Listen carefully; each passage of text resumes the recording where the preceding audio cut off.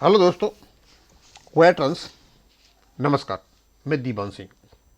मैं आपको बताना चाहूँगा कि एडवोकेट कमल पाटनी साहब काफ़ी अच्छे लेख लिख रहे हैं और मैंने अपने चैनल पर उसको सर्वोच्च प्राथमिकता देते हुए उनके विचार पेंशन अपडेशन को सुलझाने के लिए मैं लोगों के साथ पहुंचा रहा हूं। एक तो उन्होंने यह कहा इससे पहले वीडियो में कि पेंशन अपडेशन का हल कैसे किया जा सकता है जिससे ये व्याकुलता और उग्रता जो हो रही है पेंशनों में वो कम हो सके। आज इन्होंने बहुत काफ़ी ऐसी ऐसी बातें कहीं। बहुत ज़रूरी है चीज़ों को सरकार तक, आईवीए तक, डीएफएस तक, पेंशनर तक पहुंचाया जाए। कमल पाटनी, रतलाम। सेवानिवृत्त बैंक कर्मी, सामाजिक चिंतक। प्रस्तावना: भारत का लोकतंत्र जनता के लिए, जनता द्वारा और जनता के कहा जाता है, पर आज जब जनता ही न्याय, प्रशासन और सरकार से डरी हुई है तब यह प्रश्न उठना स्वाभाविक है कि क्या ये संस्थाएं वास्तव में जनता की हैं या केवल पद, प्रतिष्ठा, विशेष अधिकार की दुर्ग बन चुकी हैं। न्याय का मंदिर और जनता का मौन। कभी न्यायपालिका को लोकतंत्र का मंदिर कहा गया था जब सब द्वार बंद हो जाएं तब यह मंदिर खुला रहेगा, परंतु आज वह मंदिर भी औपचारिकता का भवन बन गया है जहां सच्चाई प्रवेश कठिन और न्याय की प्राप्ति दुर्लभ हो गई है।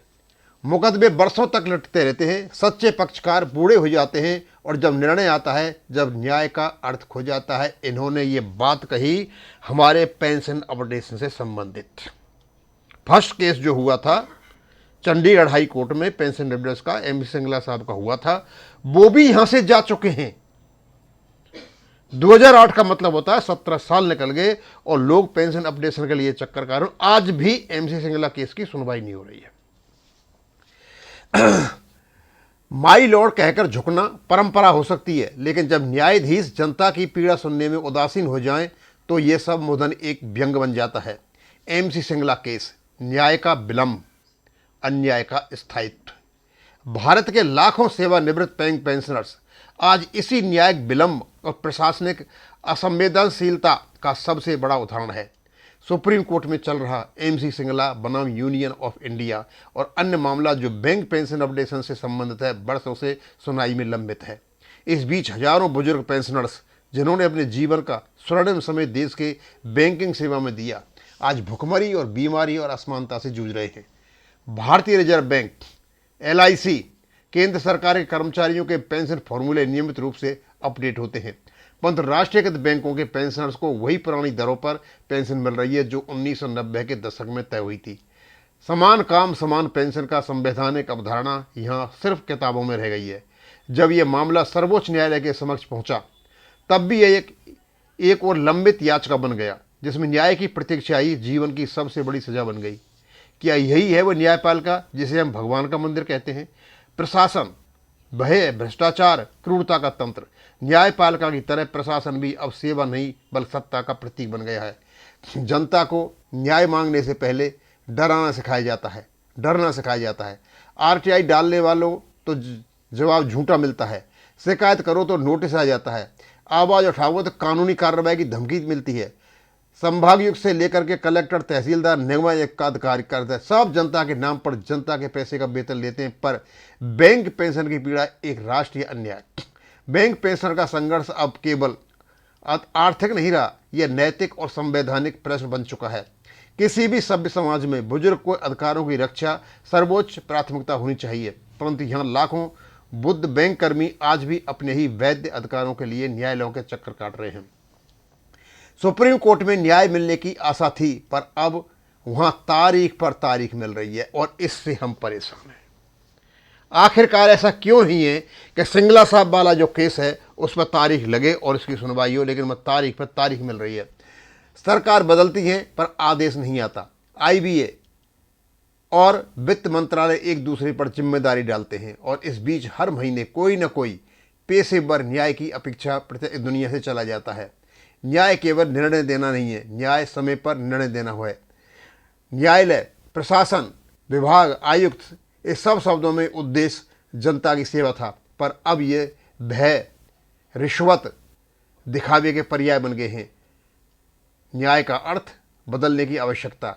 न्याय केवल अदालत की पारदर्शिता में नहीं बल्कि हर सरकारी कार्यालय, हर अधिकारी के व्यवहार और हर निर्णय में होना चाहिए। सच्चा न्यायाधीश वही है जो लोगों को झुकने पर मजबूर करे। विलंबित न्याय अन्याय से भी अधिक क्रूर होता है। जनता बनाम सत्ता, नई विभाजन रेखा। भारत में जब समाज दो हिस्सों में बंट चुका है, एक ओर सत्ता और उसके लाभार्थी और दूसरी ओर आम जनता जो अपनी मेहनत और कर्म में इस व्यवस्था को चलाते हैं, जब यही व्यवस्था जनता के खिलाफ खड़ी हो जाए तो यह लोकतंत्र नहीं तंत्रवाद बन जाता है। बैंक पेंशनरों के न्याय की प्रतीक्षा केवल एक वर्ग का संघर्ष नहीं बल्कि पूरे भारत के बुजुर्ग न्याय नागरिकों के सम्मान और अस्तित्व की लड़ाई है। यदि न्यायपालिका, प्रशासन और सरकार तीनों मिलकर भी इस पीढ़ी को उसका वैध अधिकार नहीं दे पा रहे तो फिर ये कहना है कि ये न्याय का मंदिर है सिर्फ एक पवित्र झूठ है। जहाँ भय है वहाँ भगवान नहीं। ये जो कुछ पाटनी साहब ने लिखा, इसमें आपके डीएफएस आता है, वित्त मंत्रालय आता है, स्टैट्यूटरी बॉडी, सारे बैंक आते हैं क्योंकि रेगुलेशन उनका ही है। आईबीए आता है और इवन हमारी खुद की जो यूनियन है जो हमारे लिए बनी हुई है, हमारे वेलफेयर के लिए, वो भी आती है। पूरा का पूरा तंत्र, इवन न्यायालय भी आते हैं।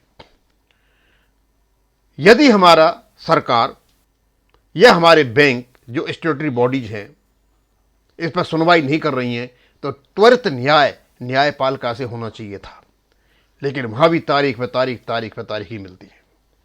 पाटनी जी ने एक पत्र पहले लिखा माननीय सुप्रीम कोर्ट को कि केस की जल्दी सुनवाई के लिए। उन्होंने और भी सारी बातें बताई, घुमा फिरा करके ये जितनी भी ये बातें कही इन्होंने, भाई कोई सीमा तो होती है।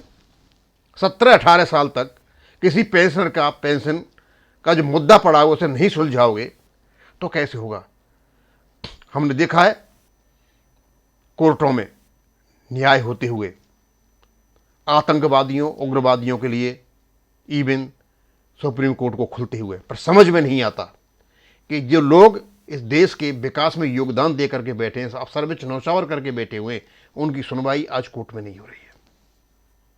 और सबसे बड़ी वेदना यह है कि हर हफ्ते ये देखा जाता है कि जैसे ही वीकली प्रोग्राम आएगा सुप्रीम कोर्ट का, हमारा केस लगेगा, लेकिन 87, 88, 67, 108 उस पर लग कर रह जाता है। जो कुछ यहां इन्होंने लिखा, एक नागरिक होने के बाद हम भी और एक नागरिक होने के नाते हर व्यक्ति का दुख यही है जो इन्होंने यहां पर लिखा है। और मैं बताना चाहूंगा, ये जो EIBRF के जैन साहब हैं, इन्होंने कहीं अपनी जो प्रेस रिलीज है 13/11 को होनी थी वो 9 तारीख को ही निकाल दी और वहां लंबी लंबी फेंकने लगे।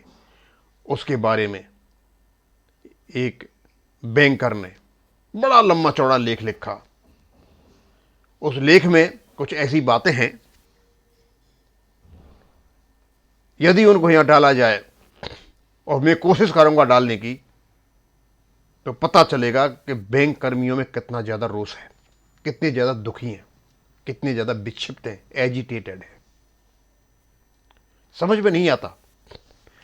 हम तो यही चाहेंगे, पाटनी साहब ने कहा और शायद उसको काफी लोगों ने सराहा भी है, कि भाई तुम पेंशन तब देना ही है तो अपडेशन कर दो ना, और एरियर वगैरह जो बात है बात के होती रहेंगे, कम से कम ये सारे जितने वीडियो बन रहे हैं, सारी जितनी बातें ये तो खत्म हो जाएंगी। लेकिन नहीं, हर व्यक्ति अपनी अपनी पॉलिटिक्स खेल रहा है और सबसे ज्यादा जो पॉलिटिक्स खेल रहा है ये खेल रहा है UFBU। और दूसरा, हम IBA और UFBU पर तो कहते रहते हैं, लेकिन जो स्टैट्यूटरी बॉडीज हैं जिनके अप्रूवल से ये नोटिफिकेशन निकला है और रेगुलेशन बना है 1995, ये क्यों नहीं करती हैं? उनका भी तो कर्म है करने का। अब वो इसलिए नहीं करती क्योंकि ये DFS के नीचे आते हैं, उधर सरकार नहीं चाहती कि इनको पेंशन अपडेशन हो, जितना निपट जाए उतना बेटर है। ये सारी जो बातें चली हुई है ना, उसकी वजह से ये सारा कुछ हो रहा है। अब मैं तो बहुत कुछ कम बता पाऊंगा, लेकिन बहुत कुछ पाटनी साहब ने इसमें कह दिया। अब समझने वाले, सोचने वाले और इवन इसको पढ़ने वाले मतलब एक सिंसियरली सोचेंगे, ट्रुथफुली इसको मनन करेंगे तो पता चलेगा हाँ दुख है और बहुत ज़्यादा दुख है। मैं यहीं ख़त्म करूँगा। थैंक यू, धन्यवाद।